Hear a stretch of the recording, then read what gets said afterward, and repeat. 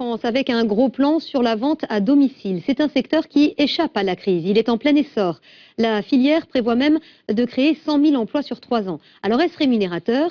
Et lorsqu'on est client, est-ce que c'est intéressant? Ce soir, c'est Franck Hédard qui répond à toutes vos questions. Alors, depuis quand le concept de la vente à domicile existe-t-il, Franck? Ce mode de vente vient des États-Unis. Il a vu le jour après la crise de 1929. En France, la vente à domicile, aussi appelée vente directe ou vente en réunion, a longtemps véhiculé une image ringarde.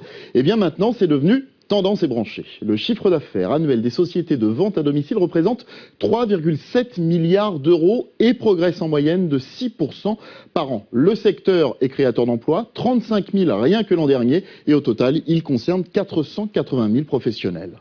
Deuxième question, combien rapporte la vente à domicile aux vendeurs? Les vendeurs qui ont le statut de VDI, vendeurs à domicile indépendants, sont rémunérés à la commission entre 20 et 35% par vente. En général, les vendeurs réguliers peuvent espérer gagner l'équivalent d'un SMIC plein temps. À en croire les statistiques de la Fédération de la vente directe, les vendeurs sont en majorité des femmes, à 77%, et 90% des vendeurs effectuent cette activité à temps partiel. Il s'agit donc souvent d'un complément de revenu. Alors si l'aventure vous tente, méfiez-vous des entreprises qui vous demanderaient de suivre une formation payante ou bien réclameraient un droit d'entrée abusif avant de vous lancer dans la vente de leurs produits. Elles sont souvent peu sérieuses. J'ajouterais que c'est un métier exigeant. La moitié des vendeuses jettent l'éponge dans les 6 premiers mois d'activité.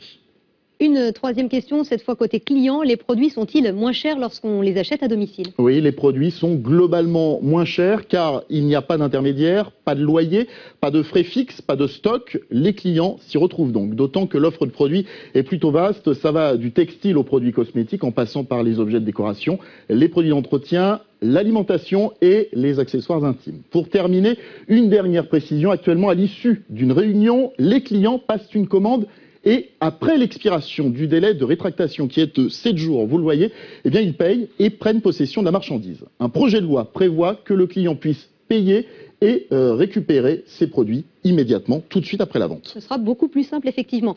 Plus d'informations sur notre site m6actu.fr. Merci Franck.